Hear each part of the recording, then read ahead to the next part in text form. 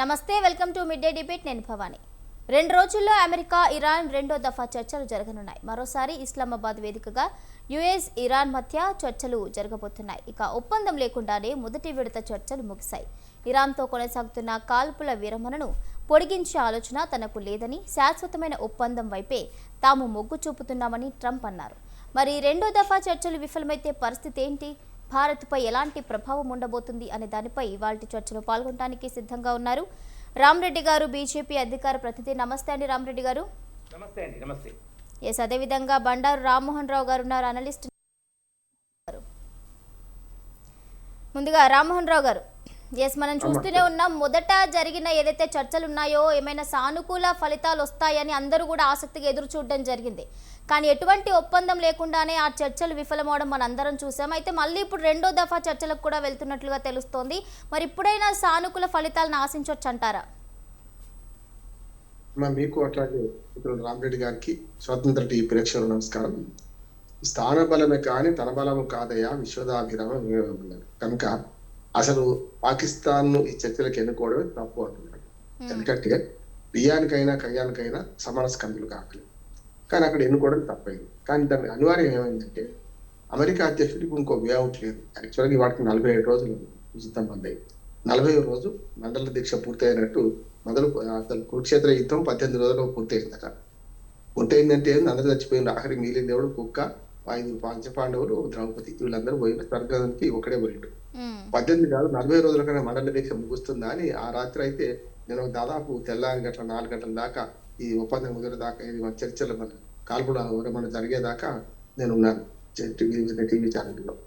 ఆ రాత్రి ఆనాడు అన్నాను నేను, అంటే కాల్పుల విరమణ చేసుకొని చర్చలకు ఉన్నదో చర్చల ప్రాతిపాదికను బట్టి ఉంటాయి చర్చలు విఫలం అవడం అసఫలం అవడం అని. ప్రాతిపాదిక తప్పే, అమెరికా మన పాకిస్తాన్ దగ్గర కూర్చోవడం తప్పే. ఆదిలో హంసపాద అన్నట్టు చర్చలకు కూర్చోకముందే పాకిస్తాన్ ఏమన్నది, ఇజ్రాయెల్ ఇష్టపడినట్టు మాట్లాడింది. ఇజ్రాయెల్ శత్రు దేశం, ఇజ్రాయెల్ తీవ్రవాద దేశం అని. చర్చలో కూర్చుని ఎప్పుడైనా కూడా వాడు మధ్యవర్తిత్వం చేసేటోడు అందరినీ సమానంగా చూడాలి. ఇటుపక్క అమెరికాను, ఇజ్రాయెల్, ఇరాన్ కూడా సమానంగా చూడాలి. ఇరాన్ కు అనుకూలంగా ఇజ్రాయెల్ మీద అడ్డగోటు మాట్లాడిండు మనకు ఆ రక్షణ శాఖ మంత్రి పాకిస్తాన్. అప్పుడు ఏమైంది, ఇజ్రాయెల్ గొడవ పెట్టింది, అమలు క్షమాపణ చెప్పుకున్నాను. రెండోది ఏంటంటే ఆనాటి నుంచి ఈనాడు దాకా చెప్తున్నాను, వేఅవుట్ దొరకలేదు. అమెరికాకి ఎట్లా యుద్ధం నుంచి బయటపడదామని వేఅవుట్ దొరకలేదు. రాజు కంటే మొండివాడు బలవంతుడు అన్నట్టు ఇరాన్ చాలా మొండి వ్యవహరిస్తుంది. ఏమైనా కానీ అమ్మితే తెలుసుకుంటే పోతే చచ్చిపోతా అంటే సావుకు సిద్ధమైన వాడిని ఏం చేయలేని కుత్కుషి, ఆత్మహత్యకు సిద్ధపడిన వాడిని ఏం చేయలేనంటే ఏమన్నా కానీ పోతే ఉంటా అనే లెవెల్లో ఇరాన్. కానీ అమెరికా ప్రయోజనం అది కాదు. యాక్చువల్గా ఈ యుద్ధ ప్రయోజనాలు అమెరికాకు, ఇజ్రాయెల్ వేరువేరుగా ఉన్నాయి. ఇజ్రాయెల్ ఏమో ఇరాన్ మొత్తం నాశనం చేసేదాకా విడిచిపెట్టదు ఇజ్రాయెల్. అంటే ఇజ్రాయెల్ కాగర్భ శత్రువు, సమస్య లేదు, పిల్లి ఎలుక ముంగీస పావులాగా శత్రుత్వం. కానీ అమెరికా మిగతా గల్ఫ్ దేశాల్లోగా ఇరాన్ కూడా స్వాధీనం చేసుకోవడం, లేకుంటే ఇరాన్ కూడా మచ్చిక చేసుకోవడం, వాళ్ళు చెప్పినట్టు ఇరాన్ మీద చాలు. చమురు మీద డాలర్ పెత్తనం కొనసాగాలంటే చమురు మీద పెత్తనం కొనసాగాలి, అది వాళ్ళకి కావాల్సింది. అమెరికాకు కావాల్సింది వ్యాపార ప్రయోజనం, ఇజ్రాయెల్ కావాల్సింది సర్వనాశనం, ఇరాన్ సర్వనాశనం. ఈ పరస్పర విరుద్ధమైన ప్రయోజనాలతో ఈ యుద్ధం మొదలైంది. చివరికి ఎటు పాల్గొక అందరూ దూరం అయితే పాకిస్తాన్ దిక్కేయం. ఆఖరికి ఏమైందంటే పాకిస్తాన్ చర్చలో కూర్చోబెట్టి ఇప్పుడు కొత్త వార్త ఏంటంటే అసలు ఆ చర్చ కూర్చొని హోటల్ బిల్లును కూడా ఇప్పటివరకు పాకిస్తాన్ ప్రభుత్వం చెల్లించలేదు. అంటే నేను ఎప్పుడు చెప్తుంటాను, ఇప్పుడు రెండో దఫా చర్చల కంటే ఇంకా ఉరుగులు మంగళ మీద పడ్డట్టు ఇప్పుడు ఆ హోటల్ యజమానే చెల్లించి, హోటల్ యజమాని కూడా రూల్ ఉంటుంది కదా, తనదాన జరిగినా వాడేది బిల్లు కట్టుకోవాలి కదా, ఆ యజమాని కట్టుకుంటట. రెండోది ఏమంటున్నానంటే ఈ ముచ్చలు చూస్తుంటే పూర్తిగా ఊపరిశారు అని అందరు పరిశాని పాకిస్తాన్ సంగతి. చివరికి ఏమైతే రెండో దేశ చర్చలు కూడా మా అక్కడే మొదలైనాయట. ఈ రెండో దేశ హోటల్ మారుస్తారా, అక్కడనే వస్తారా అంటే ఒక జోక్ చెప్పాను. గతంలో మహాభారతంలో కృష్ణుడి ఇంటికి కుచేరుడు పోతాడు, పేదవాడు కనుక అటుకుల మూట కట్టుకోడు, ముక్కిపైన అటుకులు తీసుకోకపోతే కృష్ణుడు మంచి కాళ్ళు అడుగుతాడు, నెత్తలు పోసుకుంటాడు, స్నేహితుడు కదా అంటాడు, మంచి సకల సౌకర్యాలు కల్పిస్తాడు, అటుకులు ముక్కుతాడు, చాలా ఆనంద మంచిగా ఉన్నాయి అంటాడు, ఆయనకు ధాన్యాలు ఇచ్చి పంపిస్తాడు. కృష్ణుడి ఇంటికి కుచేరుడు పోతే ఏం కాదు. కానీ కుచేరుడి ఇంటికి కృష్ణుడు పోయినప్పుడు పాకిస్తాన్ దగ్గరికి వీళ్ళు పోతున్నారు అతిథులుగా. అతిథులు చేయాలి కదా, మన ఇల్లు సాఫ్ చేసుకోవాలి, ఇల్లు సరిపోకపోతే ఏదైనా గెస్ట్ హౌస్ హోటల్లో మాట్లాడాలి, అదే జరిగింది. ఇప్పుడు ఆ హోటల్ బిల్లు కట్టలేకపోతున్నాడు. రెండోసారి మరి ఒప్పుకోవడానికి ప్రధాన కారణం ఏంటంటే పాకిస్తాన్ ప్రజలను పాకిస్తాన్ ఉన్నాయి. ఇటు ఇద్దరి మధ్యన మంచి అనిపించుకుందాం, ఏమైనా కుదిరితే అప్పుడు ఇప్పుడు కుక్కకు బొక్కేసినట్టు మాట్లాడుతున్నారు. బొక్క వేస్తారు కదా, అట్లా ఏదైనా $1 మిలియన్ నువ్వు సహాయం చేయకపోతే అమెరికా అని అనుకుంటున్నారు. అమెరికా వాడు వ్యాపార ప్రయోజనాలు, వాడికి ఎప్పుడు కూడా అపాత్ర దానం చేయడు, అవసరమైనప్పుడు వాడుకుంటాడు. అందుకని ఇప్పుడు ఏంటంటే గతంలో IMF లోను 8,500 కోట్లు, ఇప్పుడేమో అది 9,500 కోట్లు, 1 బిలియన్ అప్పును ప్రపంచ బ్యాంక్ తో ఇప్పించారు. అమెరికా ఇప్పుడు అంతకంటే డబ్బులు ఇయ్యదు. ప్రపంచ బ్యాంక్ తో ఇప్పించి మన ఆపరేషన్ సింధూర్ అప్పుడు ఆ ఖర్చు అంతా నాశనం చేసింది. ఇప్పుడు అమెరికా వస్తువులో పడి పాకిస్తాన్ ఎంత పునారిపోయిందంటే పెట్రోల్ రేట్ 500 దాటింది, డీజిల్ రేట్ అంతకంటే ఎక్కువ ఉన్నది. 550 రూపాయలు కిలో గోధుమ పిండి ఉంది. వాడికే ముంగ మెతుకులేదు, మీసాలకు సంపాదన ఉన్నట్టు ఇప్పుడు ఇలా చర్చల మీద పడ్డాయి కంటున్నాను. ఈ చర్చలలో రెండో విడత చర్చలు జరిగే క్రమంలో కూడా బేస్ తప్పితే మళ్ళీ ఏం కాదు. నేను ఒక మాట చెప్పి ముగిస్తాను. ఏమైందంటే మొదటి విడత చర్చలు ఎందుకు భంగపడ్డాయి? మొత్తం వాళ్ళకి ఏమన్నదంటే ఇరాన్ ఏమంటుంది, మా సార్వభౌమతకు నాకున్నది, అది తప్ప ఒప్ప తర్వాత ఇరాన్ మీద నాకు చాలా వ్యతిరేకత ఉంది. ఇరాన్ మన దుర్మార్గమైన ఫండమెంటలిస్ట్ దేశం, ముస్లిం దేశం, దానిలో తిరుగుబాటు దాని వేల మంది చంపేసిండ్రు. పాకిస్తాన్ విషయంలో చూసుకుంటే మనకు చాలా ద్రోహం చేసింది ఇరాన్ కూడా. పాకిస్తాన్ పహల్గామ్ దాడి జరిగితే పాకిస్తాన్కి మద్దతు చేసింది. అయినా మనం పాత పర్షియన్ సంబంధాల నుంచి మనం చూస్తున్నాం కనుక, ఈ వేలైన చరిత్ర కనుక మనం ఇరాన్ను ఇజ్రాయెల్ ఒకే రకంగా చూస్తున్నాం. మనం ఎవరు ఇద్దరు శత్రువులు, మనది వేరు. సర్వే జన సుఖనే భవంతు అనే వాళ్ళం, మనకు లోక సంస్థ సుఖనే భవంతు అనేవాళ్ళం. కనుక శత్రువులు కూడా మనకు అపకారికి ఉపకారం నెప్పమైన చేయవాడు నేర్పరచబోతు అన్నట్టు అపకారికి ఉపకారం చేసే మనస్తత్వం అనేది. కనుక ఇరాన్ అట్లా చూస్తలేదు మనం ఇప్పుడు కూడా. కనుక ఇరాన్ కూడా అట్లా చూస్తలేదు మనం. ఒక రకంగా చెప్పాలంటే ఇవాళ మా మిత్ర దేశం భారత్ అంటుంది కానీ కాదట్లేదు. మనకు గోడలు కూడా చైనాతో పాటు మనకు విడిచిపెడుతుంది, కాదట్లేదు. కానీ ఇక్కడ ఏమైందంటే పాకిస్తాన్ ఎన్నుకోవడమే తప్పెందుకంటే పాకిస్తాన్ ఎన్నుకోవడంలో అమెరికా ప్రయోజనాలు వేరుగా ఉన్నాయి. ఎందుకంటే ముస్లిం దేశం కనుక ఇరాన్ కొంత వినిపిస్తగలుగుతుందని, ఇది మన పాకిస్తాన్ దగ్గర మిత్రుడైన టర్కీ అంటారు, తుర్కీ అంటున్నాం. ఆ దేశంతో సంబంధాలు ఉన్నాయి.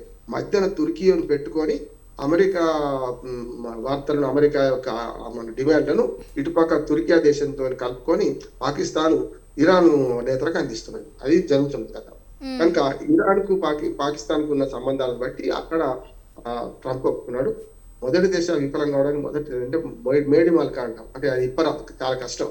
అది ఏం చేసిండ్రు, మొదటి చర్చలలో కింది నుంచి మొదలు పెట్టాలన్నా, అంగీకార యోగ్యమైన చర్చ నుంచి మొదలు పెట్టాలన్నా, చివరికి మొదలు పెట్టాలంటే అసలు ఎక్కడ పీఠం పడుతుందో అక్కడి నుంచి మొదలు పెట్టాడు. హర్మోన్ చెప్తాను తెరవమన్నాడు. నేను తెరవన్నది, నేను తెరిచే ఉన్నది మీకోసం తెరిచలేదు, అందరి కోసం తెరిచే ఉన్నది. ఇరాన్ పాకిస్తాన్ కోసం, చైనా కోసం, భారతదేశం కోసం తెరిచే ఉన్నది.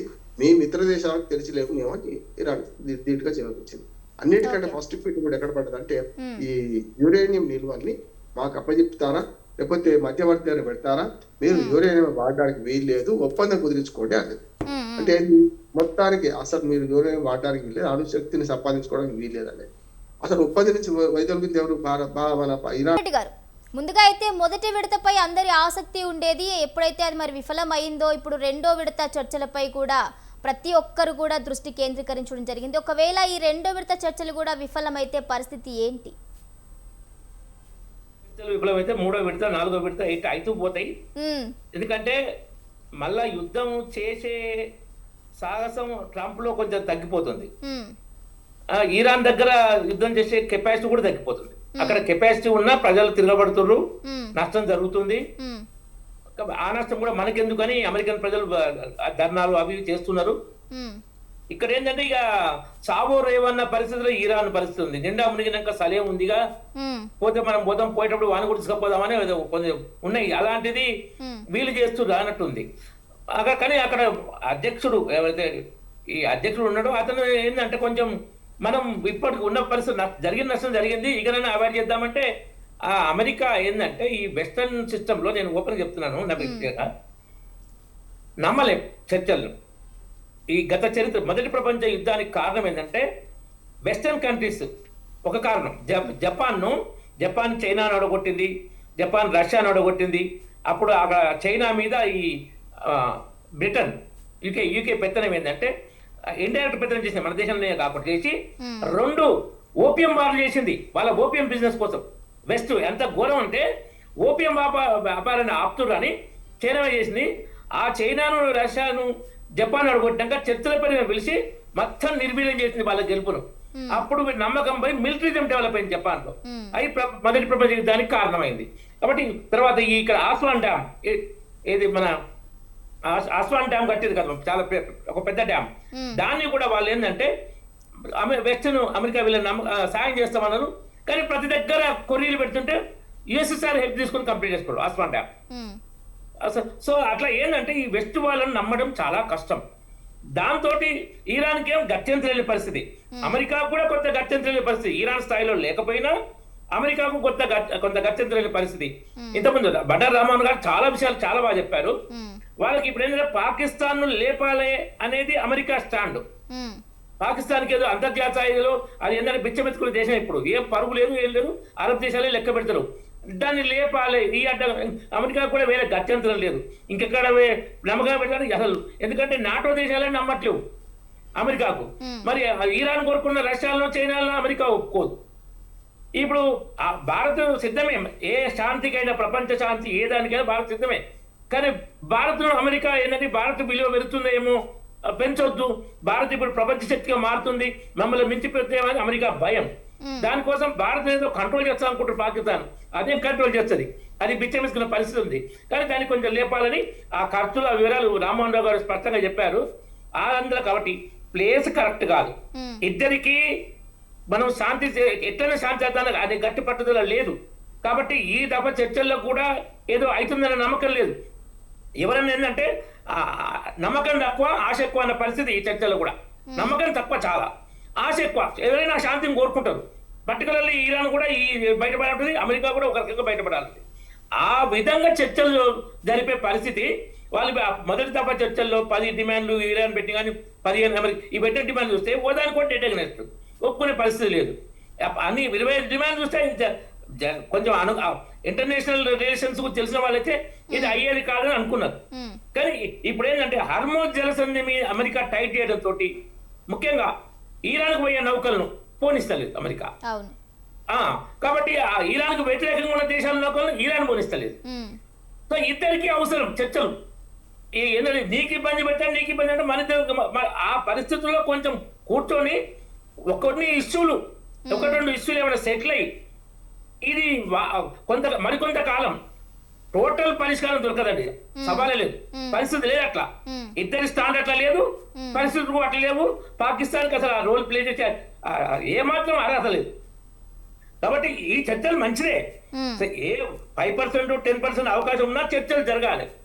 ఎందుకు జరగాలంటే ఆ చర్చల టైంలో యుద్ధం జరగదు కాబట్టి, ఫస్ట్ ఆ కొంతకాలం యుద్ధం జరగదు కదా. కాబట్టి యుద్ధం జరగద్దు. యుద్ధం ఎవరికీ మంచిది కాదు, అమెరికాకు దీనికి మంచిది కాదు, ఇరాన్కే కాదు, యావత్ ప్రపంచానికి మంచిది కాదు యుద్ధం. కాబట్టి చర్చలు జరగాలి. ఈ 2వ దఫా ఒకటి అయితే లేవో తెలియదు, ఇంకెన్ని దఫాలు చర్చలు జరుగుతాయో తెలియదు. చర్చల ప్లేస్ కూడా మారొచ్చు మనం ఎక్స్పెక్ట్ చేయకుండా. ఫ్యూచర్ లో 2-3 దఫాలు ఇక్కడే జరిగి పాకిస్తాన్ కూడా మేము మాకు ఏం నడుస్తలేదు, మేము ఎవరికి ఆతిథ్యం ఇవ్వలేమనే పరిస్థితి వస్తే ఇంకా ఇంకో దగ్గర పెట్టుకోవాల్సి వస్తుంది. మోడీ గారితో వారు మాట్లాడిన వివరాలైతే మాకు తెలియదు, కానీ మోడీ గారే కరెక్ట్ పర్సన్. ఎందుకంటే మోడీ గారు ఏంటంటే ఇద్దరి విషయాలను అర్థం చేసుకొని ఒక గొప్ప నాయకుడు, మహోన్నత నాయకుడు. నీకేం కావాలి, నీకేం కావాలి, మీడియేషన్ చేయగల కెపాసిటీ ఉంది. ఇంపార్షియల్ గా, ఎలాంటి పార్షాలు లేకుండా. మన దేశ మనస్తత్వం అది. లోకా సంస్థ సుఖినో భవంతు, ఇంతకుముందు రామ్మోహన్ గారు చెప్పారు. అలాంటి సంస్కృతి మనది. ఆ సంస్కృతిని 100% పుణికిపుచ్చున్నవారు మోడీ గారు. కాబట్టి భవిష్యత్తులో భారత్ లో అడ్డగా చేసుకుని ఏమన్నా వీళ్ళు చర్చలు చెప్తే ఎక్కువ సఫలీకృతం అయ్యే అవకాశం ఉంటుంది. ఇద్దరు కనుక ఓపెన్ మైండ్ తో వస్తే. పాకిస్తాన్ లో ఈ పరిస్థితుల్లో ఇప్పుడు జరిగే చర్చలు 5-10% ఏమన్నా కొద్దిగా ఫలితం ఇస్తుందో కానీ అంతకన్నా ఎక్కువ ఇచ్చే పరిస్థితి లేదు. ఆ 5-10% అయినా, ఏదో 1-2% అయినా ప్రస్తుతం యుద్ధం ఆపడం కోసం అయినా చర్చ అవసరం. ఎక్కడ జరిగినా మనం ఓకే, ఒక దగ్గర జరిగితే ఎక్కువ సక్సెస్ వస్తుందో కోరుకుంటాం. అది జరగనప్పుడు ఇంకో దగ్గర యుద్ధం ఆపే చర్చలు, యుద్ధం కోసం ఆపడం కోసమైనా చర్చలు కొనసాగడం మంచిది. అయితే ఇక్కడ ఇంతమంది చర్చలకు ఈ చర్చలకు ఇంకొక తేడా ఏమిటంటే, లెబనాన్ ఇష్యూను సపరేట్ చేసింది అమెరికా. లెబనాన్ తో చర్చలు అమెరికాలో చేస్తున్నారు. లెబనాన్ రాయబారి, అమెరికా మన ఇజ్రాయెల్ రాయబారి, ఇద్దరు అమెరికా రాయబారి మధ్యవర్తిత్వంలో అక్కడ చర్చలు చేయడం ఉద్దేశం ఏంటంటే ఇరాన్ లెబనాన్ ఇష్యూ తీయొద్దు, ఇరాను ఈ చర్చల్లో లెబనాన్ తో లింక్ పెట్టద్దు, ఆ చర్చలు వేరే నడుస్తున్నాయని. ఇది సపరేట్ అయితే ఇరాన్కు ఒక విధంగా మైనసే. కానీ మైనస్ అయినా ఏదైనా ప్రపంచ శాంతికి అది మంచిది కాబట్టి ఈ చర్చలు జరుగుతాయి, సక్సెస్ కావు ఎక్కువ, కొంచెం వీలైనంత ఎక్కువ సక్సెస్ కావాలని మనం కోరుకుంటాం. కాబట్టి అది అమెరికా ట్రంప్ కూడా ఇంకా ప్రజా వ్యతిరేకత పెరిగితేనే ఆయన కూడా కొంచెం దిగొస్తాడు. కాబట్టి ఆ పరిస్థితి ఇప్పుడు 1-2 చిన్న స్టెప్స్ వేయచ్చు, కానీ భవిష్యత్తులో చర్చలు ఇంకా జరుగుతాయి. రైట్ ప్లేస్ లో ఇంకొంచెం రైట్ వాతావరణం జరిగి శాంతి జరుగుతుందని మనం ఆశిద్దాం. అయితే రామ్మోహన్ రావు గారు, ఇప్పుడు రామరెడ్డి గారు చెప్పినట్టు ఇవి ఇంతటితో ముగిసే చర్చలు కాదు అని చెప్తున్నారు, కరెక్టే. కానీ ఇప్పటికే పశ్చిమాసియాలో నెలకొన్న పరిస్థితుల ద్వారా చాలా దేశాలు ఇబ్బందులు పడుతున్నాయి. ఈవెన్ మన దగ్గర చూసుకుంటే కూడా ఇప్పటికే నిత్యావసర ధరలు ఆకాశాన్ని నడుస్తున్నాయి. అదేవిధంగా మనం ఎల్పిజి కొరత చూస్తున్నాం, క్రూడ్ ఆయిల్ కొరత చూస్తున్నాం, జనాలు ఇబ్బంది పడడం చూస్తున్నాం. మరి ఇదే ఈ విధంగా కొనసాగితే మరి ఇంకా ఎటువంటి పరిస్థితులు మనం చూసే అవకాశం ఉందంటారు? ప్రపంచం అంతా కుగ్రామంగా మారిపోయిన తర్వాత పరిణామాలు ఇంతటికి ఉంటాయి. చిన్నప్పుడు ఊళ్ళో గడ్డివాము గాలిపోతుంటే, లేకుంటే పక్క ఇల్లు కాలిపోతుంది, మనం అందరూ ఏం చేస్తాం, నీళ్లు వచ్చి ప్రయత్నం చేస్తాం, ఎందుకు మన ఇంటి దాకా వస్తాయి కదా.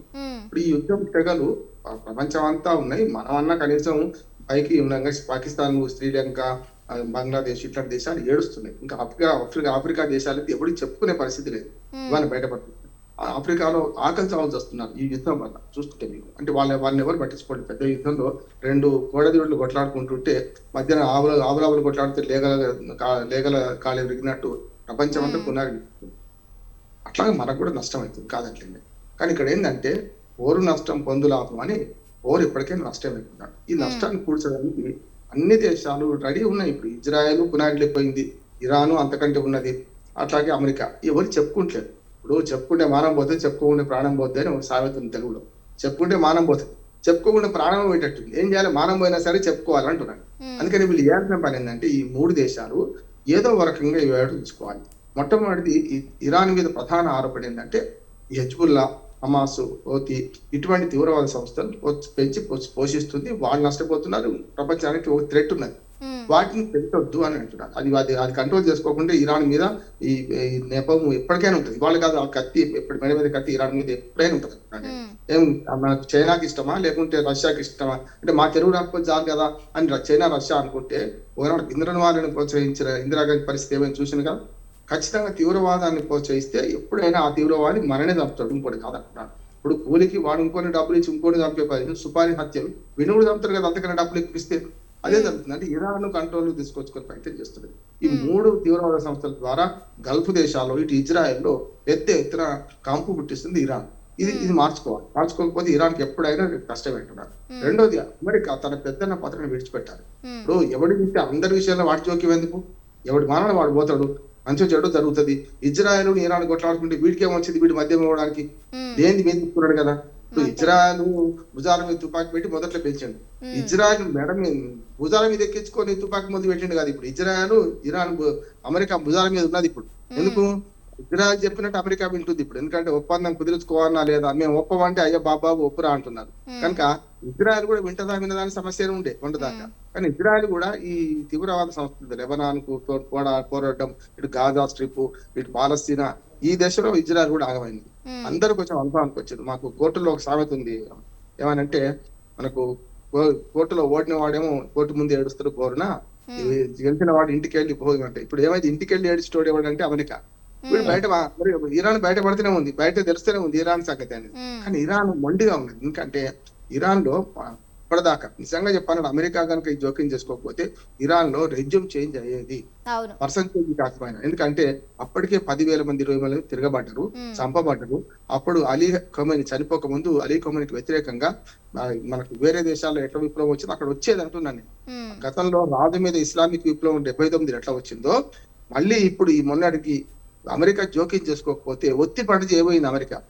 ఏం చేసింది, అలీ ఖమేని నుంచి 44 మంది తెల్లారి మీరు రెజ్యూమ్ చేంజ్ చేసుకోండి, మీరు తిరగబడండి అనేది. కానీ మా అధ్యక్షుడిని చంపిండు కదా మీరు, సమస్య లేదు, మా సుప్రీం కమాండ్ చంపారు కదా అని ప్రజలందరూ ఇటు రివోల్ట్ అయింది, ఇటుపోయిండు. అసలు నిజంగా చెప్పాలంటే బతుకున్నప్పుడు ఆయన మీద ఎంత వ్యతిరేకత ఉందో, ఆ అలీ ఖమేని చనిపోయినాక వ్యతిరేకత నుంచి పోయి జాతీయవాదం వచ్చింది వాళ్ళకు. ఫండమెంటలిస్టులు ఎప్పుడే కూడా ఒంటిగా ఉంటారు, వాళ్ళు ఎటువైనా ఇటైనా సరే అటైనా సరే తిరగబడతారు. కనుక ఏమైంది, రెజ్యూమ్ చేంజ్ కోసం ప్రజలను తిరగబడండి అంటే ఒక్కటి తిరగబడే ఆలోచన ఉన్నది లేదంటే, కానీ వాళ్ళందరూ ఇంతమందిని చంపినా కూడా అమెరికాతో పోరాడుతుంది కదా, మేమేమో అన్ని భయపడ్డారు అంటున్నాడు. అందుకనే ఇవాళ ఇరాన్ ఎంత గట్టిగా ఉన్నదంటే భూతల యుద్ధానికి వస్తా అంటే చెప్పేసింది, వారిని తెచ్చింది అమెరికా ఏమని, మీరు కనుక ఇప్పుడు గగనతల యుద్ధం చేస్తున్నారు, భూతల యుద్ధానికి వస్తే భూమి మీద ఎవరికైనా గెరిల్లా యుద్ధం చేసుకోవడానికి చెప్పాను, స్థాన బలమే కానీ తన బలము కాదయా విశ్వదాభిరామ అంటూ, స్థాన బలంలో ఎక్కడ బాంబులు పెట్టిండ్రు, ఎక్కడ మైండ్ పెట్టిండ్రు, ఎక్కడ మనకు అవన్నీ పెట్టిండ్రు అనేది వాళ్ళకి తెలుసు కదా. అమెరికా సైనికులు 10,000 మంది ఇప్పుడు మోహరించి ఉన్నారు అక్కడ ఇరాన్ పక్కనే, కానీ పోలేకపోతున్నారు. ఎందుకు పోలేకపోతున్నారంటే వాళ్ళ ఆసుపాసులు తెలుసుకోలేరు. రెండోది పోని సముద్రంలో యుద్ధం చేద్దామంటే సముద్రంలో కూడా ఏమైంది, వీడు యుద్ధ దిక్కు ఆపిండు, అమెరికా ఆపిండు. ఎక్కడ అనుకుంటుండ్రు, హర్మోజ్ జలసంధి ఇటు నుంచి పోయేటప్పుడు అంటే గేట్ యువతల వీడున్నాడు, గేట్ అవతల గోడలను ఆపినాయి. వాటిని రక్షించాలంటే సీ మైన్స్ పెట్టిండు, అంటే సముద్రంలో మైన్స్ పెట్టిండు. అవి ఇరాన్ వాడు కూడా తెలుస్తలేవు. అందుకని ఇరాన్ వాడు మన ఒక మంచి వాడు చెప్పిండు, మీరు కనుక నాకైతే తెలుస్తలేదు, పెట్టినైతే పెట్టిన అవి ఎటుపోతారో తెలియదు, మీరు ఈ అంతర్జాతీయ జలాల నుంచి కనుక పోయారు మీ గోడ ఎప్పుడైనా పేరుపోతుంది. ఎందుకంటే దానికి ఇప్పుడు కంప్యూటర్ కు మనసు ఉండదు, కంప్యూటర్ కు మనిషి కాదు మనసు ఉండదు. అది ఎక్కడైనా సరే ఎక్కడ పెట్టిండో కింద ఇనుప ముక్క దాకి పేలిపోతుంది. కానీ ఏమన్నాడు ఇరాన్ ఏమన్నదంటే, మీరు సక్రమంగా మా మార్గంలో టోల్ ట్యాక్స్ అంటారు కదా, దాన్ని టెహరాన్ టోల్ అంటున్నాం మనం. టెహరాన్ టోల్ అంటే టెహరాన్ అనుమతించిన ఇరాన్ అనుమతించిన మార్గం నుంచి వస్తే సేఫ్ గా బయటపడతారు. మీరు అటు ఇటు ఒకటి మాత్రం మా చేతిలో లేదు, దైవాధీన మా చేతిలో లేదు, మీ అదృష్టం అని అంటున్నారు. కానీ ఏమైంది, ఇప్పుడు భారత నౌకలు కూడా వసూలు చేసుకుంటూ అనే మాట వస్తే ఇరాన్ క్లియర్ చెప్పింది, మేము భారతదేశ నౌకలు కానీ చైనా నౌకలు కానీ పాకిస్తాన్ నౌకలు కానీ ₹1 టోల్ వసూలు చేస్తలేమని చెప్పింది. ఎవరికి వసూలు చేస్తా ఉంటుంది, అమెరికా చేస్తా ఉంటుంది. అసలు టోల్ వసూలు మొదలు అదే ఆలోచన ఇరాన్ కి లేదు. దుర్మార్గుడు ట్రంప్ పుట్టించాడు. ఏమనంటే, మీరు మన ఇద్దరం కలిసి పంచుకుందాం. వాడు ఏమన్నప్పుడు శత్రువుతో గెలవలేకపోతే ఏమంటాడంటే, ఏమన్నా కాదు భయ్ మనం ఇంకొని అందాం, మన ఇద్దరం కలుద్దాం అంటాడు కదా. అదే జరిగింది. ఇప్పుడు ఏమైంది, మీరు మీ వాకిట్లోకి నేను వస్తా, సగం నీ దిక్కు నేను ఉంటాను, నువ్వు వాడి దిక్కుంటూ ఇద్దరం కలిసి పంచుకుందాం, దొంగలు ఊళ్ళు పంచుకుంటా అన్నాడు. కానీ ఒక్కసారి అవకాశం ఇస్తే అమెరికా అక్కడ తిష్ట వేస్తే పోదు. ఇప్పటికే గల్ఫ్ దేశాలను అన్ని చోట్ల వాళ్ళ స్థావరాలు పెడుతుంటే ఆ స్థావరాలను ధ్వంసం చేయడానికి ఇరాన్ సరిపోతలేదు. అటువంటిది హర్మోజ్ జలసంధిలో వాడిని పెట్టుకున్నాం అనుకోండి, దుర్మార్గుడు రేపు ఎప్పటికైనా కష్టం అని చెప్పి అమెరికా సూచనను తిరస్కరించి, ఈ టోల్ వసూలు మంచిగానే ఉంది కదా, వీడు చెప్పిన ఆలోచన మేమే వసూలు చేస్తామన్నది ఇప్పుడు ఇరాన్. ఎట్లా, వీడి ఆలోచన ఇంకోటి చెప్పిండు, మీరు ఈ నష్ట నివారణ యుద్ధం చేసిండు కదా, మాకు నష్టం చేసిండు, ఈ నష్టాన్ని మీరే కట్టియాలి అని అమెరికా మీద డిమాండ్ పెట్టింది ఇరాన్. మేము కట్టించేది ఏముంది, మన ఇద్దరం కలిసి అనుకుందాం, ఒక్కొక్క ఓడకు ₹18 కోట్ల వసూలు చేద్దాం, $2 బిలియన్ $2 బిలియన్ అంటే ఒక్కొక్క ₹93 ఇప్పుడు నడుస్తుంది, ₹91 నడుస్తుంది డాలర్ విలువ. కనుక ఆ 18 కోట్ల రూపాయలు ఒక ఓడకు వచ్చేస్తే మన ఇద్దరం పంచుకుందామంటే వద్దని ఇప్పుడు ఇరాన్ మొదలుపెట్టిందంటే ఇప్పటికి విడిస్తలేదు. ఇప్పటికి రోజుకు 15 ఓడలు మాత్రమే, నౌకలు మాత్రమే విడిచిపెడతా అనేది. ఎందుకంటే అంత కట్టుదిట్టం మన ఏర్పాటు ఉంది. టోల్ దగ్గర మనకు 3 నిమిషాలకు వెహికల్ పోయినట్టు పోరాది, చాలా పత్రాలు పుత్రాలు చేస్తున్నారు. అంతేందుకు అమెరికా కూడా ఎవరిని పోనీయమన్నవాడు, చైనా కూడా మంచి విజయవంతంగా నుంచి వస్తున్నది ఏం చేయలేకపోయాడు. అందుకని చైనా హెచ్చరించింది, ఇరాన్ కు మాకున్న సంబంధాలను మీరు భంగపరచలేరు, మేమిద్దరం ఒకటే. మీరు కనుక ఇరాన్ మీద ఏం చర్య తీసుకున్నా, మా మీద నా ఓడలను ఓనేయకుండా మీరేం చేసినా మీ మీద యుద్ధం ప్రకటిస్తా అని చైనా హెచ్చరిక చేసిన తర్వాతనే ఇప్పుడు రెండో విడత చర్చలకు అమెరికా అధ్యక్షుడు దిగొచ్చున్నట్టున్నాను. లేకపోతే అంత ఈజీ అనుకున్నాడు, ఏది బయట నుంచి గేట్ కాడ కాపలా పెడితే అయిపోతుంది, ఇరాన్ వింటది అందరు వింటారు అనుకున్నాడు. ఇప్పుడు చైనా హెచ్చరిక చేసింది ఏమని, మీరు కనుక ఇరాన్ నుంచి మా ఏదైతే నౌకలు అటగించిన అనుకోండి మీ పని పడతామన్నారు. కనుక ఇటు పోయింది. ఇంతకుముందు రామిరెడ్డి గారు అన్నట్టు అటుపక్క నాటో దేశాలు ఏమి సహకరిస్తలేవు, రాష్ట్ర దిగ్బంధనం చేద్దాం, హర్మోజ్ జలసంధిని మనం స్వాధీనం చేసుకుందామంటే మా పని కాదన్నది. అదే దిగుమతిదారులు కదా, మీరు అందరూ నష్టపోతున్నారు కదా, ఇంతకుముందు చెప్పారు కదా, మీరు నష్టపోతున్నారు కదా, ఎందుకు నష్టపోవాలి మరి అని అంటే వాళ్ళు ఏమన్నారంటే, ఇంకో మార్గం చూసుకుంటాం, లేకపోతే ఇది ఇప్పుడు కాకపోతే రేపు వస్తుంది, ఆ నౌక తెరవబడుతుంది, అప్పుడే చూసుకుందాం అంటున్నాం. దీనికి కారణం ఏంటంటే, ఒక మార్గం ముసుకుపోతే అమ్మా ఎప్పుడైనా పిల్లిని కదా గదిలేసి కొడితే ఏమవుతుంది, తిరగబడుతుంది పులే. అట్లానే ఇప్పుడు ఏంటంటే అందరికి ఇప్పుడు కష్టాలు ఉంటే ఏమన్నది రష్యా, మేము ఎంత కావాలో ఇస్తాం తీసుకోండి పోమన్నది, భారతదేశానికి ఆఫర్ ఇచ్చింది. ఎట్లా మనకు ఆంక్షలు సడలించింది అమెరికా కూడా ఏమన్నది, భలే మంచి చౌకబేరం, వాడు ఆప్తే ఆపనియండి, మన సంగతి చూద్దాం, నేను కూడా సప్లై చేస్తే వెనిజులాను దోపిడీ చేసింది కదా, వెనిజులాలో మళ్ళా చమురు తీస్తాం మేము అమ్ముతామని కూడా అమెరికా అంటుంది. కానీ వీళ్ళిద్దరు లాభపడుతుంది, దోనాలు అడిగితే తినొక ఫాయిదా అవుతా అండి. ఇప్పుడు యుద్ధం మొత్తంలో ఎవరు లాభపడ్డారంటే రష్యా లాభపడ్డది. రష్యా అడ్డగోలుగా అమ్ముకుంటుంది, ఎట్లా పడితే అట్లా అమ్ముకుంటుంది. కానీ మనకు వెసులుబాటు ఏంటంటే ఇరాన్ నుంచి అయితేనేమో 15 రోజుల్లో ఓడొచ్చేస్తుంది, మనకు రావుకు వస్తుంది. అది కాక చౌక $60-70, $70-80 మనకు ఇరాన్ సప్లై చేసింది. ఇరాన్ నుంచి మనకు చమురు మీద పెద్దగా ఆధారపడి ఏం లేదు. చమురు మీద రష్యా నుంచో లేకుంటే అమెరికా నుంచో మిగతా యమన్ ఆ సౌదీ అరేబియా తెచ్చుకుంటున్నాం మనం. ఇరాన్ నుంచి గ్యాస్ ఉన్నది, మనకు గ్యాస్ పైప్ లైన్ కూడా వేసుకున్నాం మనం ఆల్రెడీ పాకిస్తాన్ ద్వారా. కానీ పాకిస్తాన్ రిపబ్లిక్ ఏమైనా చేస్తే కష్టం కదా అని చెప్పి మనకు చాబహార్ అనే పోర్ట్ ఒకటి ఉన్నది మనకు ఇరాన్ కు, పాకిస్తాన్ కు దక్షిణ భాగంలో ఉంటుంది. ఆ పోర్టులో మన పోర్టు ఖర్చులన్నీ మనం పెట్టి నిర్మించుకుంటున్నాం. అక్కడి నుంచి కనుక అయితే సముద్ర మార్గాన్ని మన ఇంకా దగ్గర అయితే మనకి ఏది ఈ హర్మోజుల సంబంధమే లేదు అప్పటిగా చేసుకోవచ్చు. కనుక ఇవన్నీ మనం ఏర్పాటు చేసుకున్న క్రమంలో వాళ్ళు ఇరాన్ పూర్తి స్థాయిలో అమెరికాను వ్యతిరేకిస్తుంది. ఇది ప్రపంచ దేశాల్లో 90% దేశాలు అంగీకరిస్తున్నాయి. ఇరాన్ ఎటువంటి దేశమైనా కానివ్వండి ఇరాన్ సమర్థిస్తున్నాయి. ఎందుకు సమర్థిస్తున్నాయి? పెద్దవాడితో పోరాడుతున్నాడు ఎవడైనా సరే. పెద్దవాడితో పోరాడుతున్నప్పుడు చిన్నవాడికి మద్దతు ఎక్కువ వస్తుంది. మనం చూడండి, ఇప్పుడు హీరో విలన్ తో పోరాడుతున్నప్పుడు ఈ విలన్ దెబ్బలు కొడుతుంటే మనం అయ్యో పాపం అయ్యో హీరోని కొడుతున్నా అనుకుంటాం సినిమా చూస్తే. అదే హీరో తిరగబడి కొడుతుంటే పక్కవాడిని తిరగబడి కొడితే సపోర్ట్ కొడతాం మన అందరం కూడా. ఇప్పుడు ఇరాన్ అనేది హీరో అయింది ఇప్పుడు మొత్తం ప్రపంచ దేశాలలో. కొందరికి ఇష్టం లేకపోయినా సరే హీరో అయింది. ఎందుకయింది? పెద్దవాడిని పని పడుతున్నారు. అంటే అమెరికా ఇప్పటిదాకా అందరికీ వాతలు పెట్టింది కదా, వాళ్ళందరికీ వాతలు ఉన్నాయి, 1-2 కాదు. కెనడాను స్వాధీనం చేసుకుంటా 51 రాష్ట్రంగా చేసుకుంటా అన్నది అమెరికా. చూసింది కదా మీరు. కెనడా వాడికి ఎంత కోపం ఉంటుంది చెప్పండి. ఇప్పుడు నాటో దేశాలు ఉన్నంత మాత్రాన కెనడా అమెరికాకి మద్దతు ఇస్తుందా? బ్రిటన్ నా పిరికి పందులని తిట్టింది. ఇదే అమెరికా మా అధ్యక్షుడు మొన్న ఏమనంటే యూరోపియన్ దేశాలందరూ పిరికి పందులు పనికిరాని వాళ్ళు మీరు అన్నాడు. ఆఖరికి ఫ్రాన్స్ అధ్యక్షుడిని భార్యతో అవమానించినట్టు చేసింది. వాడిని భార్య తను సరిపోవా, నెత్తి మీద బొప్పి కట్టలేదా అని కూడా ఆఖరికి వ్యక్తిత్వ హననం కూడా చేసిండు అమెరికా అధ్యక్షుడు. వీళ్ళందరికీ కోపం ఉంటుందా లేదా? వీడు పిలిస్తే ఎందుకోతాడు పేరంటానికి? ఇప్పుడు యుద్ధ పేరంటానికి ఎవడు ఓడు, పెళ్లి పేరంటానికి అయితే మటన్ చికెన్ పెడతాంటే అవి రుపుతాడు. కానీ దీనికి ఎవడు పోతాడు? యుద్ధానికి ఇప్పుడు అయ్యానికి ఎవడు ముందుకు రాడు. మాకు పప్పాన్నం పెడతా అంటే ఎవడ ముందుకు వస్తారు కానీ ఇంటికి పోతారు కానీ కయ్యానికి ఎవడు ముందుకు రాడు. కనుక సమస్య లేదు. ఇవాళ స్వయంకృత అపరాధంతో అమెరికా బాగా నష్టపోయింది. తన మొత్తం హోమ్ ల్యాండ్ సెక్యూరిటీ డబ్బులు కూడా అయిపోయినాయి. ₹1 లేకుండా అవుతుంది. ఇంటా బయట ఎదుర్కొంటున్నాడు. అమెరికాలో 1,00,000 మంది కోటి మంది పౌరులు తిరగబడుతున్నారు. వాళ్ళందరూ కమ్యూనిస్టులు, వాళ్ళందరూ డెమోక్రాట్లు అంటే చెల్లదు. 1 కోటి మంది పౌరులు అయితే బయటకు రోడ్ల మీదకి వచ్చారు కదా, 3,500 చోట్ల నిరసన ప్రదర్శన చేసింది కదా, అదొకటి. రెండోది ఏంటంటే ఆఖరికి తన మంత్రివర్గంలో కానీ తన క్యాబినెట్ లో కానీ సెనెట్ సభ్యుల్లో కానీ వ్యతిరేకత ఉన్నది. దానికి చోటు నేను చెప్పిన అందరూ బయట వాళ్ళు ఆఖరి గ్రీన్లాండ్ స్వాధీనం చేసుకుంటా అని. గ్రీన్లాండ్ స్వాధీనం చేసుకుంటే మనకు డెన్మార్క్ లాంటి దేశం తిరగబడుతుందా లేదా? చిన్నవాడే కావచ్చు. ఇట్లా అందరితో పంచాయతీ పెట్టుకున్నాడు. ఎట్లా అగ్రరాజ్యాలైన అమెరికా, మన రష్యాను చైనాతో కోపం ఉంది వీళ్ళ మీద. కనుక ఇవన్నీ కలిసి ఇవాళ అమెరికా అధ్యక్షుడికి ఎట్లా బయటపడదాం, బండ కింద ఎక్కింది. దీన్ని ఎట్లా తీసుకున్నాం? ఇరాన్ తక్కువ అంచనా వేయడం, ఇరాన్ 4 రోజుల్లో స్వాధీనం చేసుకుంటాం అనుకోవడం, ఇవన్నీ ట్రంప్ యొక్క పిచ్చి ఆలోచనలు. ఎప్పుడు కూడా అమెరికా ఒక్క మాట చెప్పిస్తాను, అమెరికా అధ్యక్షుడు ఎప్పుడు కూడా ఎవడైనా ఇటువంటి వాళ్ళే మాకేమి ఇస్తాం, మా ఇంటికి వస్తే ఏం చేస్తావు, మీ ఇంటికి వస్తే ఏమి ఇస్తాం అంటోళ్ళు. ఎవడు తక్కువ ఏం తినలేదు. కానీ వాళ్ళందరూ ఆలోచించి మాట్లాడుతారు. గతంలో ఈ ట్రంప్ సమస్య ఏంటంటే ఆలోచన చేస్తాడు. వాడు మాట్లాడినాక ఇప్పుడు వీళ్ళందరూ ఆలోచన చేసి దానికి అనుగుణంగా ఎట్లా నాట్యం చేయాలి, ఏ రకంగా చూస్తున్నారు. చేయలేదు కనుక మళ్ళీ వెనుక్కుపోతున్నారు. అందుకని అమెరికా ఈ యుద్ధంలో పలాయనం నుంచి తగ్గించిన ఖాయం. అప్పటిదాకా చర్చలు అనే కాలయాపన చేస్తాడు. అమెరికాను చూడండి, మొన్న వచ్చేసి రేపటికల్లా సర్వనాశనం చేస్తాం ఇరాన్ అన్నాడు కదా. చర్చలకు మొదలు పోయింది ఎవడు? వేవుడు చూసుకుంది ఎవడు? బాబా కానీ పాకిస్తాన్ కాళ్ళు పట్టుకొని పాకిస్తాన్ ద్వారా చర్చలకు పిలిపించుకున్నాడు. అంతేగా ఇప్పుడు కూడా ఈ పాకిస్తాన్ చర్చలకు విఫలమైన అటు చైనా, ఇటు రష్యా, మన 3 దేశాలు ఉన్నాయి. RIC అంటుంది, రష్యా, ఇండియా, చైనా. RIC కూడా ఉంటుంది మనకి. కనుక ఈ 3 దేశాల ఆధ్వర్యంలో చర్చలు జరిగితే ముగుస్తుంది.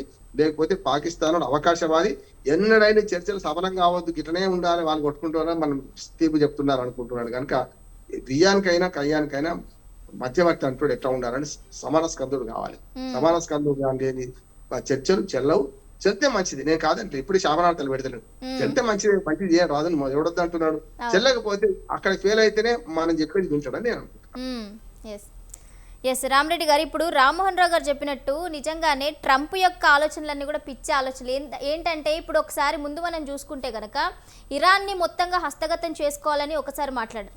తర్వాత ఇప్పుడు మనం రీసెంట్గా ఆయన వ్యాఖ్యలు కనుక వింటే అతివాద పాలన ముగిసింది, ఇప్పుడు కొత్త పాలన అనేది ఇరాన్లో స్టార్ట్ అయింది, మాకు ఆ పాలకులతో కలిసి పనిచేయాలని ఉంది అని చెప్పి మాటలు మాట్లాడుతున్నారు. అసలు ముందుగా ట్రంప్ వ్యాఖ్యలపైన నమ్మకం అనేది ఎవ్వరికీ లేదు. సో దీనిపై మీ అభిప్రాయం ఏంటి? ట్రంప్ రెండవసారి అధ్యక్ష అయిన కాంచి ఫస్ట్ టైం ఇంత ఇన్కన్సిస్టెన్సీ నిలకలేనితనం లేదు. కానీ రెండోసారి అధ్యక్షుల కాడి నుంచి మొదటి రోజుల నుంచే ఆయన నిలకలేనితనం, పుట్టకో మాట, పొద్దున మాట, సాయంత్రం మాట, ఇవాళ మాట, రేపు మాట స్పష్టంగా బయటపడ్డది. ఆయన రామన్ రావు గారు చెప్పినట్టు మాట్లాడి ఆలోచిస్తాడు, ఆలోచించి మాట్లాడు. ఆయన దగ్గర షార్ట్ టెంపర్ అంటారా ఏమంటూ ఆ ట్రంప్ ను టెంపర్ అని పెట్టారు దాంట్లో హెడ్డింగ్ లో, టెంపర్ టు టాక్స్ అని పెట్టారు, ట్రంప్ టాక్స్ అట్లా.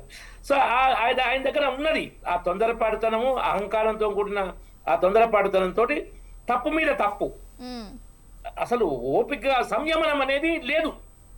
మోడీ గారి దగ్గర గొప్ప క్వాలిటీ సంయమనం, ట్రంప్ దగ్గర లేని గొప్ప క్వాలిటీ, లేని క్వాలిటీ సంయమనం. అది చాలా ముఖ్యం. ఎంత సమర్థుడైనా మనకు మన దేశ చరిత్రలో కూడా ఒక బెస్ట్ ఎగ్జాంపుల్ ఉంది, రాశారు అది. విజయనగర సామ్రాజ్యం శ్రీకృష్ణదేవరాయల తర్వాత తిరుమల రాయలు ఎవరు ఆయన రాజైనా కానీ రామరాయల పెత్తనం నడుస్తుండే. రామరాయలు బావ అవుతారు తిరుమల రాయ కదా. వాళ్ళు ఏం చేస్తారంటే రామరాయలు సమర్థుడే కానీ దురుసు మనిషి. ఆ దురుసు మనిషి వల్ల 4 ఈ బహుమని సుల్తాన్ దేశాలు ఏకమై విజయ సమగ్ర సామ్రాజ్యాన్ని నాశనం చేసినాయి. కాబట్టి నువ్వు ఎంత సమర్థత ఏదన్నా నీ తొందరపడతనము, నీ దురుస్తనము, నీ సంయమనం లేనితనంతో అది మొత్తం ఉల్టా అయితే ప్లాన్ మొత్తం. ఇప్పుడు జరుగుతున్నది కూడా అదే. ఇరాన్ ను వారికి చాలా బాగా చెప్పారు రామ్మోహన్ రావు గారు. ఎందుకంటే హౌతీసు, హమ్మాసు, హిజ్బుల్లా ఇవి చాలా భయంకరమైన ఉగ్రవాద సంస్థలు. గాజా కానీ, లెబనాన్ కానీ, ఇక్కడ యమన్లు కానీ. సో వీటిని ప్రోత్సహిస్తుంది ఇరాన్. చాలా తప్పది. ఇరాను అణ్వాయుధాలు, మిసైల్స్ ఇవి ఎప్పటికైనా ప్రమాదమే. పర్టికులర్లీ వెస్ట్ ఏషియాలో మెయిన్ ప్రమాదం ఇజ్రాయెల్ కి ముఖ్యంగా. కాబట్టి ఇరాన్ కంట్రోల్ చేయాల్సిందే. కానీ ఇట్లా కాకుండా వేరే విధంగా అవకాశాలు ఉండే చర్చల ద్వారా రష్యాను ఇన్వాల్వ్ చేసి, రష్యాతోని ఉక్రెయిన్ వారు లేకుంటే ఇరాన్ తోని ఈ రోజు వారు వచ్చేదే కాదు. రష్యా మెయిన్ రోల్ తీసుకునేది శాంతి కోసం. రష్యా అక్కడ బట్టి పెట్టిందే ఉక్రెయిన్ ద్వారా. పోయిందంటే నీ మెడ మీద ఖర్చు పెట్టినట్టు ఆ బ్లాక్ సీలో పోయి వీళ్ళు నాటో పెడతా అంటే ఎందుకు ఒప్పుకుంటారు? కాబట్టి అక్కడ అక్కడ అమెరికా కన్నా యూరోప్ ఎక్కువ రోల్ ప్లే చేసిందో అమెరికా కూడా ఉందేమో. అప్పుడు ట్రంప్ లేడు, మొదలు యుద్ధం స్టార్ట్ అయ్యింది. బైడెన్ కాలంలో స్టార్ట్ అయింది. అప్పుడు నాటో మొత్తం సపోర్ట్ చేసింది. అది ఇంకా 4 సంవత్సరాలు దాటిపోయింది, నడుస్తుంది. ఆ యుద్ధం లేకుంటే ఇరాన్ ఇప్పుడు ఇంత అంటే కాంప్లికేటెడ్ అయి ఉండేది కాదు. ఏమన్నా కొంచెం జరిగినా పరిష్కారం దొరికిండేది తొందరనే. ఇంత ప్రొలాంగ్ అయ్యేది కాదు, ఇంత నష్టం జరిగి ఉండేది కాదు. కాబట్టి అందులో బైడెన్ది కొంచెం ఉంటే ట్రంప్ది మాత్రం మీరు అన్నట్టు చాలా నిలకలేనితనము, తొందరపడతనము, మాట్లాడి ఆలోచించే తనము, వీటన్నిటితోని ఇన్ని సమస్యలు వస్తున్నాయి. ఇంకొకటి చెప్తా నేను, ఏంటంటే మనకి ఓసారి అనుకోకుండా అన్ఎక్స్పెక్టెడ్ సంఘటన జరుగుతుంది. షాక్. ఒకసారి మనకు అనుకున్న జాబ్ రాదు, మనం పాస్ కాము, ఇట్లా కొన్ని ఉంటాయి. వీసా రాదు. దీనికి ఏంటంటే చెప్తా అంటే పెద్దల సమస్య అంటే ఏది జరిగినా మన మంచికే అని ఒక మంచి ఉంది ఒకటి. ఏది జరిగినా మన మంచికే. ఇరాన్తో యుద్ధం జరగకూడదు, అమెరికా ఇరాన్ యుద్ధం కానీ జరగాలి. కానీ ఏది జరిగినా మన మంచిగా అనుకోవాలి. మహాభారతం ఒకటి ఉంది, కాగల పని గంధర్వులే చేసిందని. కాగల పని గంధర్వులు చేసినట్టు. ఇరాన్ మనకు ఫ్రెండ్షిప్ లో లేదు. కాశ్మీర్ ఇష్యూలో కానీ, పాకిస్తాన్ ఇష్యూలో కానీ, టర్కీ, ఇది చాలా విషయాల్లో అగేనిస్తుంది. అమెరికా కూడా ఏంటంటే భారత్ ఎదుగుతుందని చూస్తుంది. మనకు వ్యతిరేకంగా ఉన్నాయి రెండు, ఒకటి ఎక్కువ ఒకటి తక్కువ. మనం కోరుకోలే ఫస్ట్ పాయింట్. కానీ వాళ్ళు కొట్లాడుకోరు. మనం వ్యతిరేకంగా ఉన్నారు, కొంచెం వీక్ అయ్యారు, వాళ్ళు కొట్లాడుకొని. ఇది కోరుకోరు. జరిగినప్పుడు ఆ యాంగిల్లో తీసుకోవాలి. ఎలా ఏది జరిగినా మన మంచికే. కాగల పని గంధర్వులు చేశాడు. సరే, ఇలా గంధర్వులు ఎవరు, కౌరవులు లేరు అనేది మనం వద్దు. కానీ ఇది ఇప్పుడు శాంతి కోరుకుంటాం. మనం ఇప్పటికైనా శాంతి కోరుకుంటాం. శాంతి పాకిస్తాన్ లో శాంతి దొరకదు. ట్రంప్ కనుక తొందరపడతా ఉంటే శాంతి దొరకదు. కాబట్టి ఫస్ట్ చర్చల్లో, సెకండ్ చర్చల్లో శాంతి దొరకదు. చర్చలు జరగాలి. ఎక్కువ కాలం ఇలా పాకిస్తాన్ అని ప్లేస్ లో కాకుండా రష్యా, చైనా, భారత్, ముఖ్యంగా ఈ వీటి రోల్ తీసుకుంటేనే ఈ చర్చలకు పరిష్కారం దొరుకుతుంది. ఇవి బలమైన. ఎందుకంటే ఈ యూరోప్ దేశాలు ఏంటంటే ఒక సామెత ఉంది, ఏంటంటే పిల్లి గంట కట్టాలని అందరూ ఒప్పుకుంటారు, ఎవరు కట్టాలనేది సమస్య అంటారు. ఇరాన్కు బుద్ధి చెప్పాలని నిజమే, కానీ ఎవరో చెప్పాలి, నేను చెప్పకూడదు. ఇది యూరోప్ స్టాండ్. మనకెందుకు రిస్క్? అలాంటి దేశాలతో శాంతి చర్చలు సఫలం కావు. కొంచెం ఓపెన్ గా మాట్లాడి మంచి చెడు క్లియర్ గా స్పష్టంగా చెప్పి మీరు అలాంటి వాళ్ళతో సాధ్యమైతే అది భారత్ రష్యా మెయిన్ ముఖ్యంగా సరే చైనా కూడా, ఎందుకంటే ఇరాన్ మీద చైనా ప్రభావం ఎక్కువ ఉంది కాబట్టి చైనా పాత్ర కూడా చర్చలు ఏమైనా సఫలం కావచ్చు. అలా అయితే తప్ప పాకిస్తాన్ లో కాదు. ఇంకొక ముఖ్యమైన విషయం, మనం కొంతమంది ఏంటంటే అతి తెలివితోటి ఆ ఉన్న పరిస్థితులు బట్టి ఒక స్పెషల్ డీల్ కూర్చుకుంటారు, ఒక స్పెషల్ నిర్ణయం తీసుకుంటారు. ఎగ్జాంపుల్, పాకిస్తాన్ సౌదీ అరేబియాతో ఒప్పందం చేసుకుంది. ఏంటంటే మీ దేశం మీద ఎవరైనా దాడి జరిగితే మా దేశం మీద చేసినట్టు, మా దేశం మీద దాడి జరిగితే మీ దేశం మీద చేసినట్టు ఒకరికొరు రావాలని. అది ఇప్పుడు తిప్పికొట్టింది పాకిస్తాన్. ఇరాన్ సౌదీ అరేబియా దాడి చేసింది, అమెరికా కారణంగా ఇజ్రాయెల్ కారణంగా. అడుగుతుంది పాకిస్తాన్, నువ్వు మరి మా మీద దేశం మీద దాడి వస్తాంటున్నావు, నువ్వు ఇరాన్ మీద దాడి చేయని. చేయలేదు. అది పెట్టుకున్న ఒప్పందం ఏంటంటే భారత్తో యుద్ధం అయితే సౌదీ అరేబియా లాగాలని చూసింది. దానిలో తెలివి తక్కువతో సౌదీ అరేబియా ఒప్పుకున్నది. అది తెలివి తక్కువ ఒప్పుకున్నా ఇవి ఇరుక్కపోయింది పాకిస్తాన్. కాబట్టి మన మీద వ్యతిరేకతతో ఎలాంటి నిర్ణయాలు తీసుకున్నా ఎప్పుడు సక్సెస్ కావు. ఇంకొకటి చెప్తాం, ఒకరి మీద వ్యతిరేకతతో నిర్ణయాలు తీసుకుంటే అట్లా ఫ్లాప్ అవుతాం. దానికి బెస్ట్ ఎగ్జాంపుల్ భారత కమ్యూనిస్టులే. హిందుత్వం, ఆర్ఎస్ఎస్, బీజేపీ వ్యతిరేకతతో వాళ్ళ నిర్ణయాలన్నీ ఒక ఐడియాలజీ, ఒక పార్టీ వ్యతిరేకత పోయారు. మా ఆశయాలేంది, మా నిర్ణయాలు ఏంది పోలే. అట్లా పోవడంతో వాళ్ళు దినదిన మొత్తం అవుట్ అయిపోతున్నారు. ఎప్పుడు ఏ విషయంలోనైనా మననేంది, మనకేంది, ప్రపంచానికి ఏంది అని పాజిటివ్ వెళ్తేనే లాంగ్ రన్ విజయాలు లభిస్తాయి. ఒకరి మీద ద్వేషంతో, ఒక దేశం మీద ద్వేషంతో, ఒక ఇష్యూ మీద ద్వేషంతో ఎప్పుడు నిర్ణయాలు తీసుకోకూడదు. అది ఎక్కువ కాలం అలాంటి పద్ధతి పోకూడదు. ఎక్సెప్షన్ కేసెస్ వేరే ఉంటాయి. కాబట్టి ఇప్పుడు ఇరాన్ కూడా ఆ విధంగా వెళ్ళడం, మహిళలు నిజంగా అండి, ఇంకా ఇరాన్లో చెందిన మహిళది హిజాబ్ విషయంలో ఆమె చనిపోయిన తర్వాత ముస్లిం మహిళలు నగ్నంగా ర్యాలీ తీశారండి. ఎంత ఎంత దౌర్భాగ్య పరిస్థితి. ఆయన పెట్టిన ఆంక్షలకు వ్యతిరేకంగా, ఆమె చనిపోయిన వ్యతిరేకంగా నగ్నంగా ర్యాలీ తీశారు ముస్లిం మహిళలు. ముస్లిం మహిళలు బుర్కనే తీయరు. అంటే అక్కడ దేశంలో ఉన్న పరిస్థితి ఎంత దుర్మార్గంగా ఉంది. ఏదైనా పెరుగుట విరుగుట కొరకే, అతి సర్వత్రా వర్జయత్. ఏదైనా అతి నడవదు. అది ఇరాన్ లో జరుగుతున్న మూర్ఖత్వమా, మతోన్మాదమా, ఏదైనా అమెరికా అహంకారమా, అతి సర్వత్రా వర్జయత్. అతి మంచిది కాదు. నువ్వు ఎంత శక్తివంతమైనా, నీకు ఎంత వేరే విధంగా ఉన్నా, రంజాన్ నెలలో ముస్లిం దేశమే ముస్లిం దాడి చేసే పరిస్థితి. అతి పవిత్రమైన నెల రంజాన్ అంటే ముస్లింలకు. ఆ నెలలో ఒక ముస్లిం దేశం ఇంకో ముస్లిం దేశమే దాడి చేసే పరిస్థితి.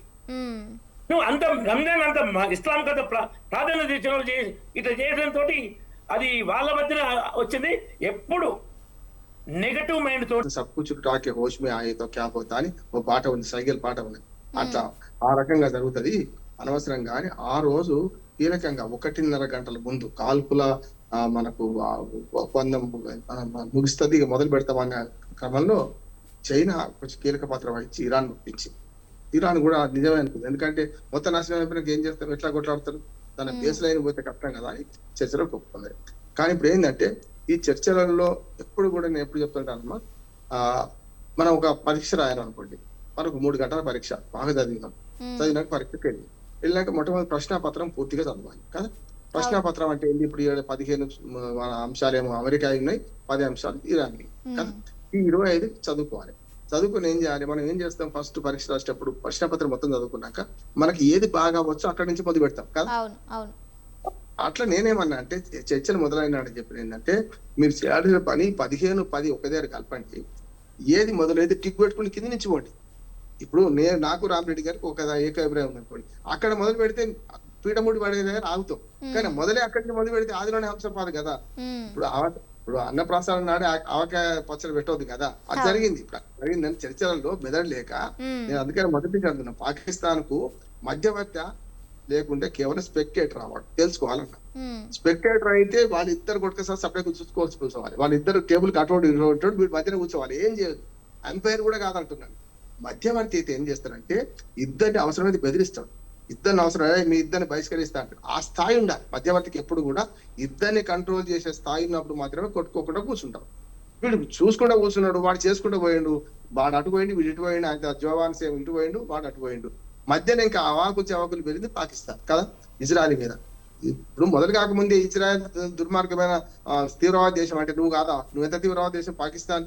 ఇప్పుడు గురువింద గింజ తన సామాన్ నలిపిరగదు అన్నట్టు నువ్వే దొంగవైతివి. వాడు దొంగ అంటే ఇజ్రాయెల్ దొంగే కాదంటే ఇజ్రాయెల్ తక్కువదేం కాదు, కానీ నువ్వనుడు ఇప్పుడు నీకు హక్కులు ఇప్పుడు మనం అంటే హక్కు ఉంటది, మనలాంటి దేశం అంటే హక్కు ఉంటది, కానీ వాడికి ఏం హక్కు ఉంది కదా. ఒకటైంది. రెండోది ఏమైందంటే ఇంతకుముందు రామరెడ్డి గారు ఒక మంచి విషయం జ్ఞాపకం చేశారు.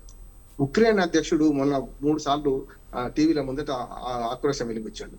అదే యుద్ధం ఆగాలి, యుద్ధం ఆగాలి, యుద్ధం ఆగితే అమెరికా మా వైపు సహాయం చేస్తుంది, మనం చంపుతున్నాడు రష్యా వాడు ఇష్టం అన్నట్టు అని మన ఏడ్చిండు కూడా ఏది ఉక్రెయిన్ అధ్యక్షుడు జెలెన్స్కీ. ఎందుకంటే ఈ యుద్ధం వల్ల ఏమైంది, అమెరికా వాడు ఈ మొత్తం సమస్త వనరులని ఇక్కడ పెట్టాల్సి వస్తుంది.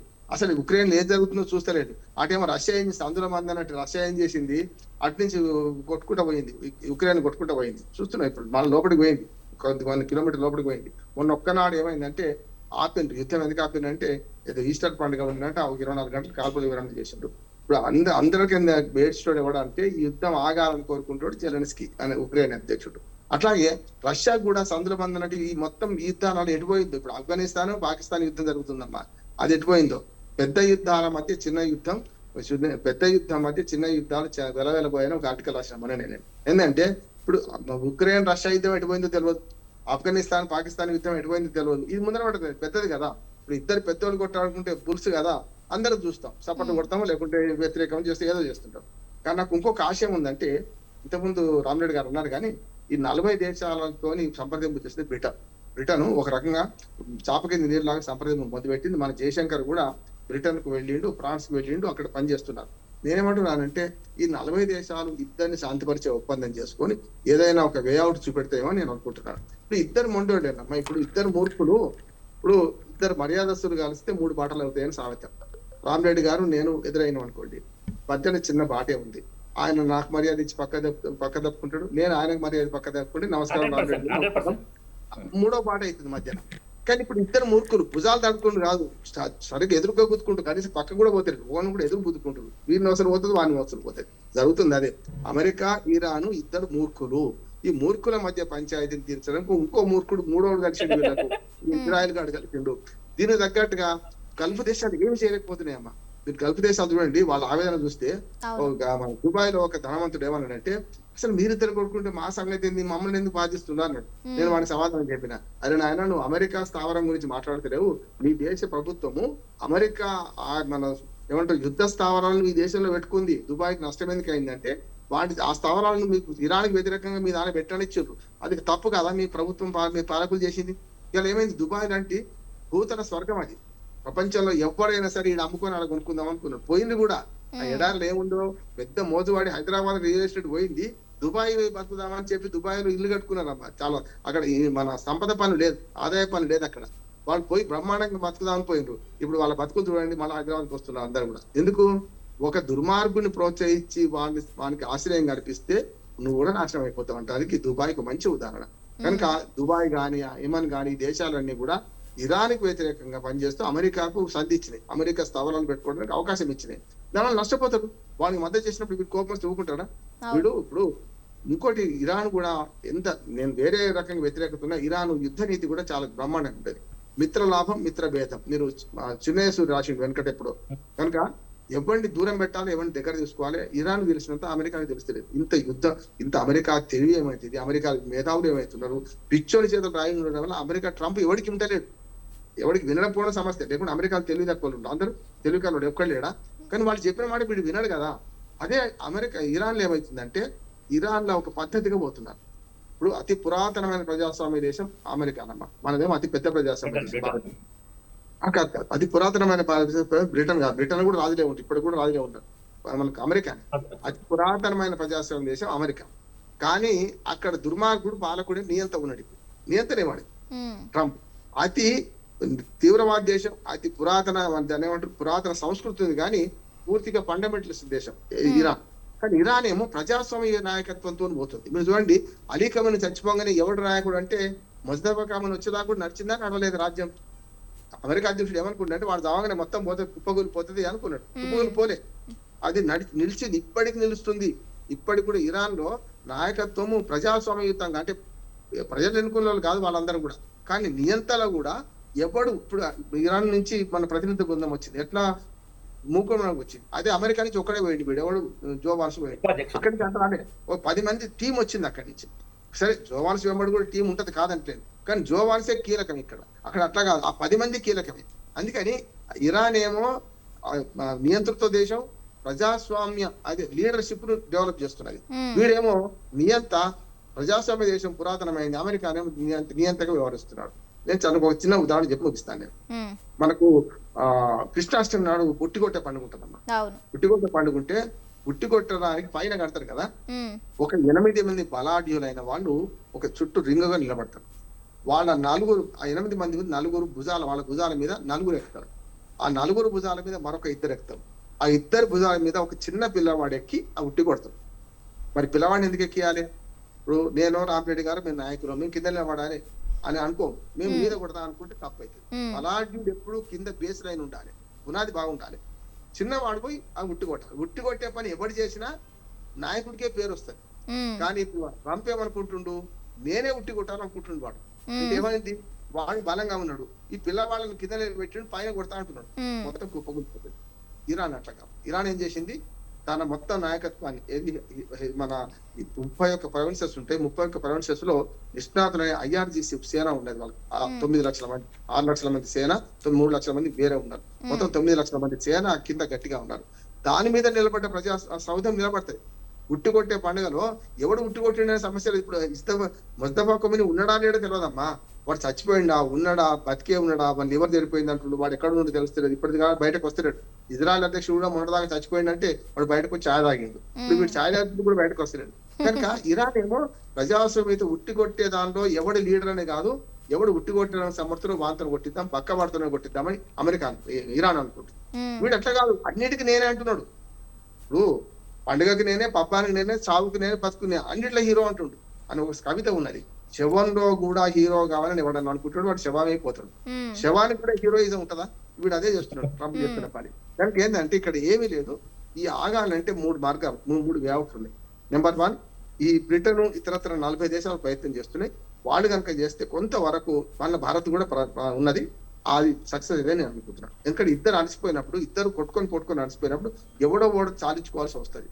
రెండోది ఏంటంటే మనకు ఇండియా, రష్యా, చైనా, ఈ 3 దేశాలు. చైనాకు మనకు పడదు, చైనా దుర్మార్గమైన మిత్ర దేశం కదా, శత్రు దేశం.